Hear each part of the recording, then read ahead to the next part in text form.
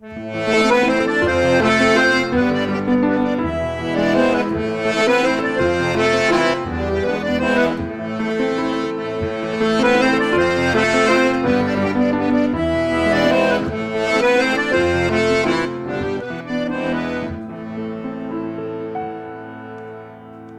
à tous. Nous allons traiter aujourd'hui de la passionnante question de l'interprète, en commençant par indiquer que sa compétence en tant que musicien est double.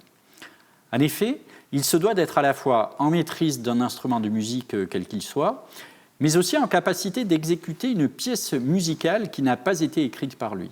Il est à noter immédiatement que l'un de ces deux aspects ne va pas l'un sans l'autre, car d'une part, travailler l'œuvre d'un compositeur permet de progresser dans la maîtrise technique de son instrument, et d'autre part, travailler sa technique à l'instrument permet de mieux interpréter l'œuvre du compositeur concerné.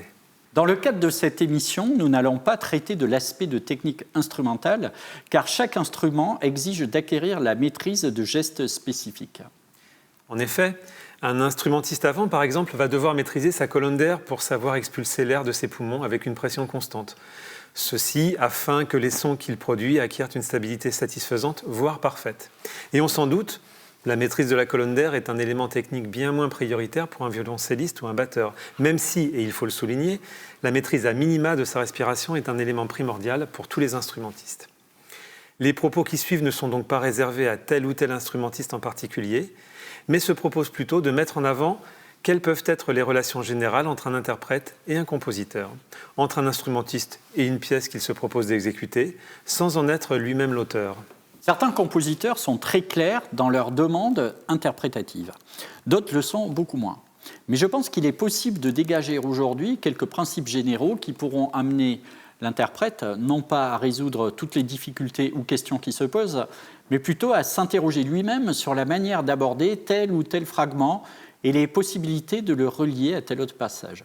Afin de mettre un peu d'ordre dans ces principes généraux, j'ai choisi de les ranger en 5 catégories principales qui sont les nuances, l'articulation, le phrasé, les plans sonores et la culture de l'interprète. Nous allons donc entrouvrir la porte de chacune de ces catégories.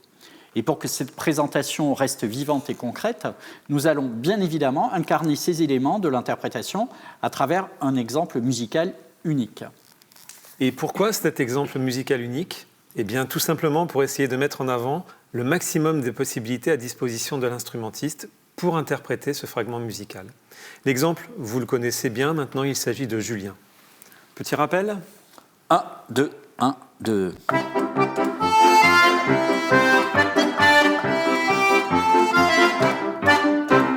Eh bien, ce petit fragment, nous allons maintenant user de plusieurs moyens contenus dans la boîte à outils de l'interprète pour le jouer. Nous aurons ainsi une idée de la manière dont chacun d'eux peut agir sur notre perception. C'est parti pour les nuances.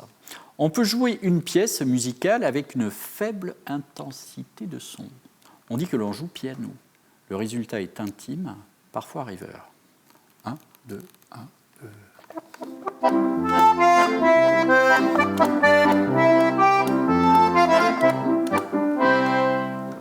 On peut jouer aussi avec une forte intensité de son. Et l'on dit que l'on joue forté. L'effet visera l'héroïque, le dramatique, l'enthousiasme. 1, 2, 1, 2.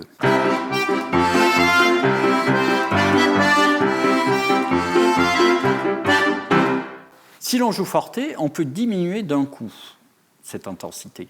On dit que l'on use d'un piano subito. Effet de surprise garanti et comme un appel à l'auditeur à mieux écouter. 1, 2, 1, 2.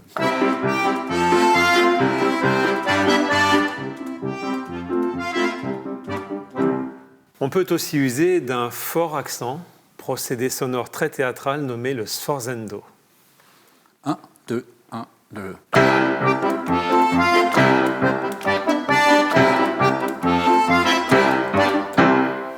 On peut user d'un crescendo qui fait augmenter graduellement l'intensité du son avec un effet de flux comme la mer qui monte. 1, 2, 1, 2.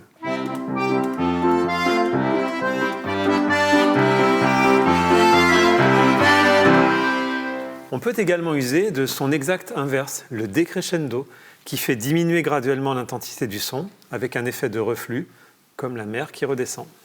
1, 2, 1, 2.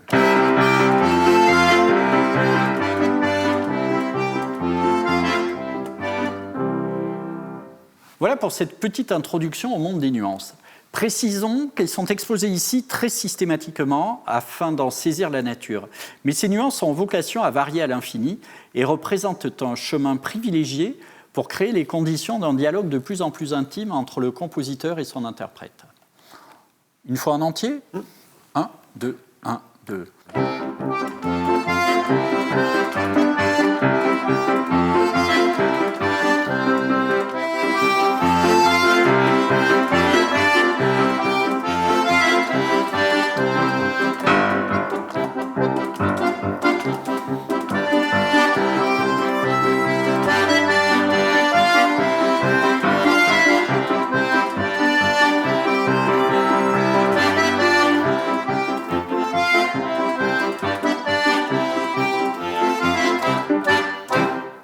Pour l'articulation, nous nous bornerons aujourd'hui à explorer deux manières. La manière legato et la manière staccato, toujours à partir de Julien.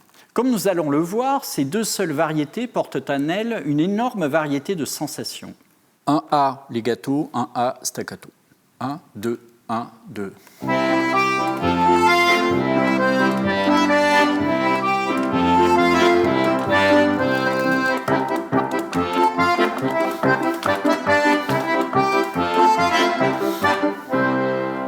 On s'aperçoit aisément à quel point le legato colore d'une dimension lyrique cette petite pièce, alors que le toucher staccato fait plutôt ressortir son caractère prime sautier. Bien évidemment, l'interprète ne systématisera pas ces touchés tout au long d'une pièce, mais l'alternance plus ou moins permanente produira de bien jolis effets. 2A, un legato, un staccato. 1, 2, 1, 2.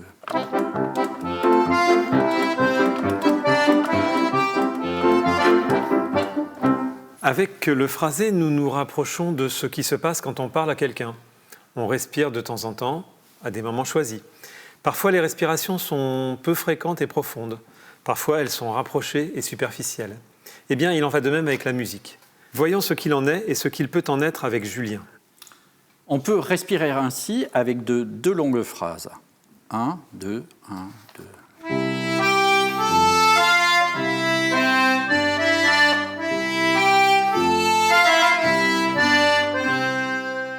Ou ainsi avec 4 phrases plus courtes. 1, 2, 1, 2.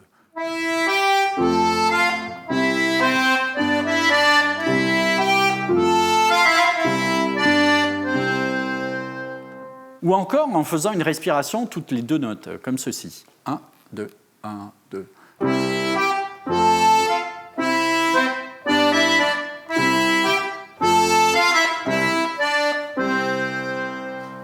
On pourra noter une sensation d'urgence, presque de halètement, à mesure que les respirations se font plus proches. Un peu comme quand on est essoufflé, finalement. Passons maintenant à la question des plans sonores. Bien sûr, le cadre de ces émissions ne nous permet pas de développer énormément cette question, qui le mérite pourtant comme d'autres questions d'ailleurs. Mais tout de même, 2 petits exemples pourront nous donner une idée de ce qu'il en retourne vraiment.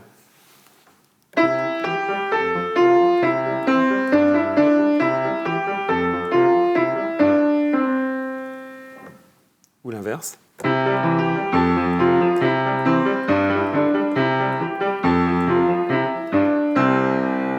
On peut s'apercevoir comment, dans la première manière, le thème se dégage du reste, un petit peu comme un personnage de théâtre qui chercherait à s'avancer à l'avant-scène pour s'isoler des autres personnages, mais tout en continuant à occuper le même décor qu'eux. La deuxième manière ferait plus penser à un groupe où aucun personnage ne s'impose réellement. Mais on ne peut pas terminer cette émission sans dire un mot de la culture du musicien et de son caractère protéiforme. Prenons l'exemple de 2 portraits d'Aner très différents. Un extrait de Françoise tout d'abord. 1, 2, 1, 2.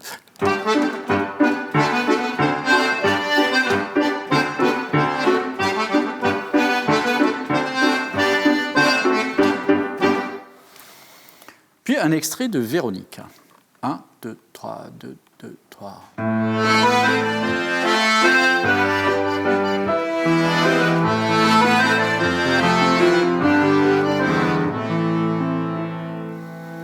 Bien sûr, de nombreuses causes matérielles, mesurables, différencient ces 2 morceaux, à commencer par le regroupement différent des pulsations.